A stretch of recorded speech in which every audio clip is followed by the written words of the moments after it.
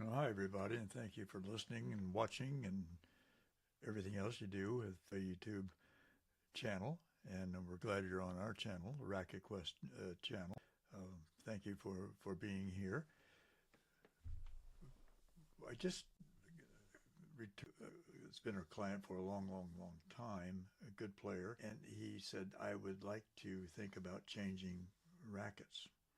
I said, fine, let's talk about it. So, is there anything in particular you want or do not want with your new racket? He said, well, one thing I do not want is any kind of arm issues. And I agree wholeheartedly with that statement. But let me give you some background on this player. This player uses a very stiff racket. He uses a racket strung with a hybrid of ALU Power Rough and Triax 16 gauge multi-filament. Has for a long time. And we've fine-tuned it to the point where he plays beautifully with it, has no problems with it whatsoever, and he contributes to that by having his racket strung frequently. When he reaches a certain point which doesn't feel quite like he likes, it's restrung. He has several of the rackets, and it's not a problem for him to have rackets restrung a lot. As a matter of fact, he was the genesis for our racket stringing frequency calculator that's on our website. And if you pull up the same racket he's using, you're going to find that you're going to be stringing it as frequently as Dan is. Okay, but that's another story for another time. However, but so I do not want to have arm issues, and I do not want to sacrifice much power. And I said, well, that's not difficult to do. There are several ways of accomplishing that. If the racket is not heavy enough, if you're not swinging it hard enough, okay, and if you're not making contact with the string bed in a nice point, for example, the center of percussion, we'll call it, because it could call it the sweet spot or what have you, is not going to generate as much power as you might think. And another thing you might think is that the power comes from places unknown. We don't know where power comes from, but we do know where power comes from. And we're going to talk about that with the spreadsheet we have before us. We calculate the power of each racket combination. And to cut to the chase, to be quite honest with you, the power of a racket is from the string bed stiffness of the racket to a great extent. And we do a couple of additions to the string bed stiffness number. This is the string bed stiffness number of, this is the power of these rackets with string bed only. You can see next to that in this column, there's the string bed stiffness in pounds and the racket flex. So that we calculate is the effective stiffness, 27.27. That's the effective stiffness. That's the stiffness you feel when you hit the ball with your string bed.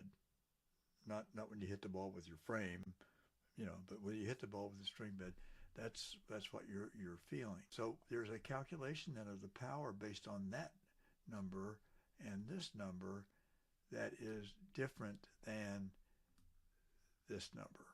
Okay? So why do we do that? Well, we do that for our benefit because we do find out, we do see if the stiffness of the racket, which is included in the effective stiffness, if the stiffness of the racket really has a huge impact on the power potential of that racket that we are talking about. So it's not something that we publish a great deal because this is the sort of the most meaningful one. I mean, what's meaningful to me, to be quite frankly, quite honest, I like this number here. Okay, that's based on the string bed stiffness in pounds per inch. This is the string bed stiffness in pounds. We think in terms of pounds. When people come into the world headquarters, they think in terms of pounds for their string bed stiffness. And we think in terms of pounds as well because we have four different ways of checking the string bed stiffness.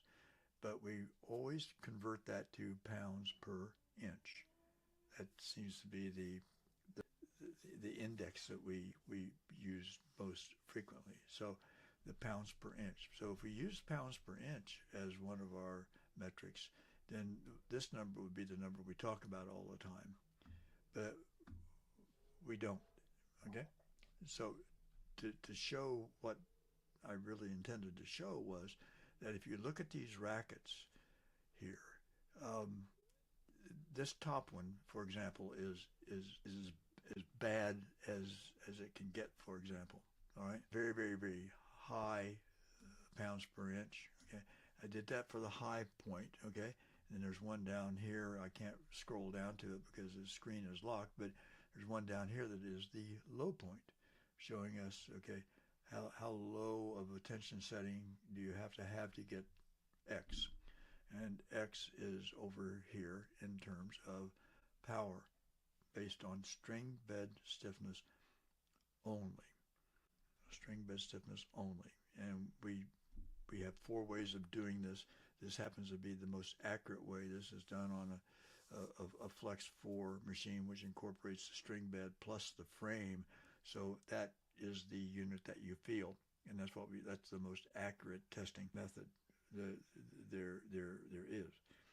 We also make a device ourselves called the String Sense, which is a mechanical device that does something very, very similar to the RDC in terms of the area involved, and the technology behind it is all mechanical, two springs, okay, and no electronics. Okay, so that is a number we use. We have that number. We have our string sense number. We have the RDC master tensometer, which is kilos per centimeter, and we have the RDC. I said that. And we have the Flex 4. The Flex 4 is the most meaningful. I'll put it that way of all of the testing devices. So if you just look at some of these numbers, we can see that there's not a great deal of difference. Percentage-wise, it may be significant, but if you look at these numbers, you got 18.8 is the power metric of that racket, 16.86, 16.13, and we'd have to go back into the names of the players and the rackets, which are over here, which I can't get to right now, but we'll post this online so you can see it. But what I wanted to point out now is the string bed stiffness. And you've got to come up with a way of doing this from either if you're the racket stringer or the racket technician. If you're not a racket technician and can't take this data, you're not a racket technician, to be honest with you, quite frank. If you're a consumer, you need to know this, and that's what we're trying to broaden our scope to the consumer. We want the consumer to be our primary watcher and listener to this, okay? Because without the consumer having the knowledge, they don't know what is going on. They don't know what is good or bad in terms of data, okay? Numbers. Give me a number, and we can correspond that to something that you feel. We want the consumer, we want the player. I don't care if you've never strung a racket or if you're strung 1,000 a year or whatever it is. You need to have some data, and this is data. We take a lot of it. We take more of it than you can even imagine, and people don't know why. Okay, this is why. This is why we want you to play with a tennis racket that's set up properly, and that's going to allow you to play your best. Even if you have a bad day, you're going to play your best on that bad day. All right, I know that. We want you to play without injury, and we want you to play for a long, long, long, long, long, long, long time. That's why these numbers are important.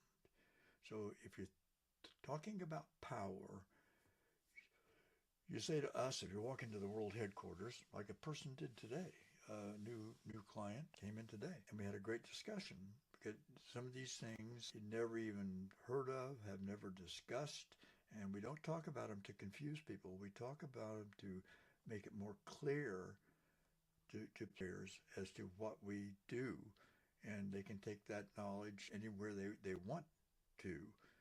And assuming that the people that are going to be doing the work are competent and want to be doing the work, they're going to have a fairly good result, we believe. So anyway, when you're thinking about power, you need to think in terms of the string bed stiffness. How you get there, we know how to get there for you, but if you have a racket that's feeling really really good right now, and you want to know what the string bed stiffness is, we invite you to stop by the world headquarters, and we'll check it 4 ways, even all of them, assuming you have a minute or 2 minutes to spare for while you're visiting the world headquarters. That's it. It's sort of a brief statement I wanted to make today because it's very, very, very important. But the power from a racket, just a racket, not you swinging it necessarily, is based on the string bed stiffness. Okay? So if you have any questions, you can always stop by the world headquarters. Just drop right in. It's fine. You can see the door right behind me. Don't be put off by the ADT sign because if we're open, you're welcome to come in. If we're closed, then you better pay attention to the ADT sign because it makes it a horrible racket. Okay? But yeah, that's the door right behind me. So you see that door, walk right in and we'll talk about tennis rackets. All right? Or you can call us. Text us, please. Don't call us because we don't answer the phone typically. Okay? Not because we don't want to, it's because we simply cannot answer the phone calls in a timely manner. So 407-491-4755. Text us a question. We'll respond. We'll get back to you with an answer. Or you can go to the website, racketquest.tennis, and post a question or a comment there. You can also, by the way, use our AI bot. I hate to use that word bot, but in the upper right-hand corner of our website, there's a little box in which you can post a question, and ChatGTP will answer it for you. We won't. ChatGPT will. It's sort of fun. So if you have a question that you want answered without us being involved in it, go to AI on our website, type that question in, and see what you get back, okay? So anyway, thank you so much for listening and watching. Do not watch this while you're driving, if you please, okay? Bye-bye. Talk to you soon. Bye.